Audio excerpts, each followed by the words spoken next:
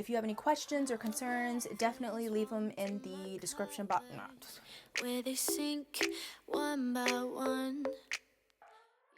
Hi Alphas, welcome back. Today I'm doing a fun little, I guess it's an unboxing slash haul. It's not a big haul because it's only a pair of shoes that I'm going to be sharing. My husband thought it would be a great idea to share a video on sizing and just my experience with the shoes. He gifted these shoes for me. I don't really know why he gifted them to me. He just likes me. So I kind of want to share the shoes with you. In no way is this bragging or anything like that. I primarily agreed to doing this video just because we both thought it would be helpful for those who are interested in buying these particular pair of shoes, sizing wise, and what I expected and how I felt about them and my recommendations. So the place that he got the shoes are from Saks, Fifth Avenue. So we went to Saks. Well, he ordered them online after trying to bait me and trying to figure out what shoes I wanted. He knows the style that I'm going for, and he knows usually the color. The shoes that he gifted me are from Louboutin, and these are so gorgeous. I never thought I would have these at all. Style I got was the Ariza 70 patent leather shoe. I got a 8.5, so it's a 38.5. My original one was the same color, same style, but it was a 38 flat. In the box, you have a little bag, and these are the heel caps because I have heard that the heel caps of the shoes usually wear out, like any type of shoe. And then I also got a dust bag, like a shoe dust bag. So that comes with the purchase. I've seen some people get 2 for each shoe and some get 1. From my understanding, you get 2 if you get the higher heel. So here are the shoes. They're so pretty. I have never worn them before except for in the house to try them on. I decided to go with the nude ones because they'll match a lot more of my outfits. I would typically do black, but I just felt like these will match a lot more, and it doesn't matter, and it also elongates my foot. I'm gonna go ahead and go over some shoe size information with you because this is where it started to get a little weird and random. So my original size for any type of shoe is a 7.5. I'm a true 7.5, but I also get 8 sometimes depending on the shoe. I just like to have room. If I am using sneakers, I'll usually get an 8, but if it's like a heel, I'm usually 7.5.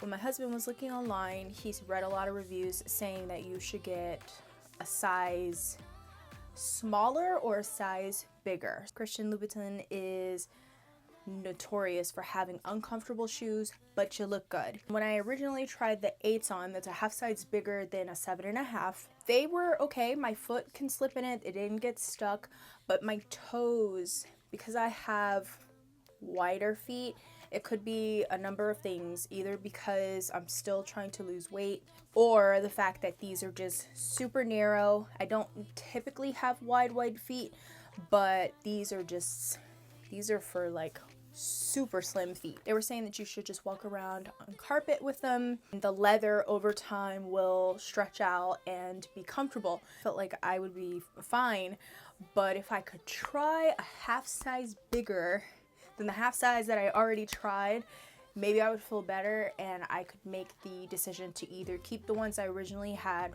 or get a larger size. What was crazy for us was we were both looking online. All of the reviews were saying for this particular shoe to get a half size smaller than your original size. And I'm like, a 7?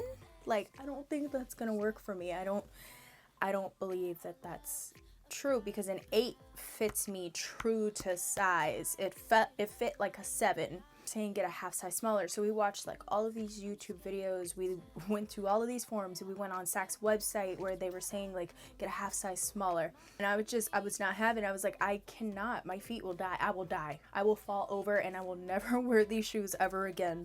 So long story short, we were searching in the radius of areas to see if we could find a Saks or even a different store that might have this shoe to try it. The closest place they had it was in South Florida.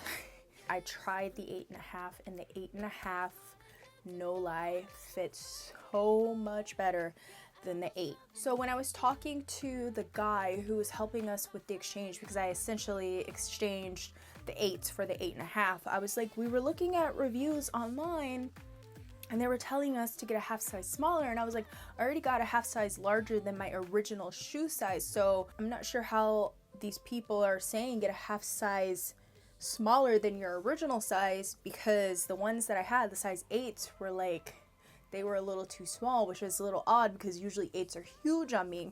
So when we were talking to the salesman, he was like, actually, in these pair of shoes, these style, you need to get a half size larger. So I already got a half size larger, but I felt like I needed a tad bit larger, even though they said that the leather would wear. I have a high arch, and I felt like my foot was spilling over into this side because it kind of has, it has like a little thing here.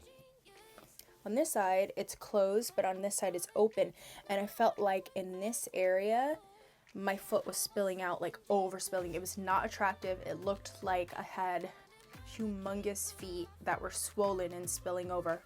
So when we tried it and I said, yeah, the 8.5, so I was like, these are the ones.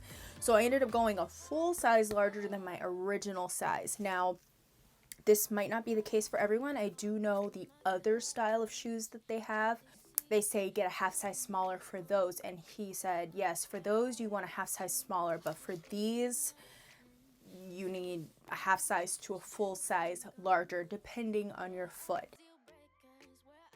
Makes these shoes a lot more comfortable is that this side is more open. So if you're looking for a Christian Louboutin shoe that you want to be a little more comfortable than the other ones, I would recommend getting this one because it is comfortable. This brand and this style of shoe. Now I will say for this shoe, this part right here is very narrow.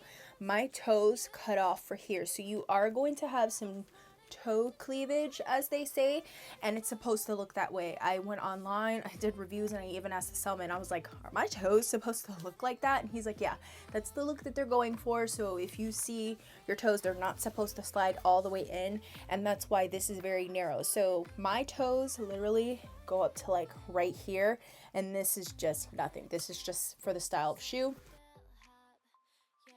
Something that you can do to protect the bottoms.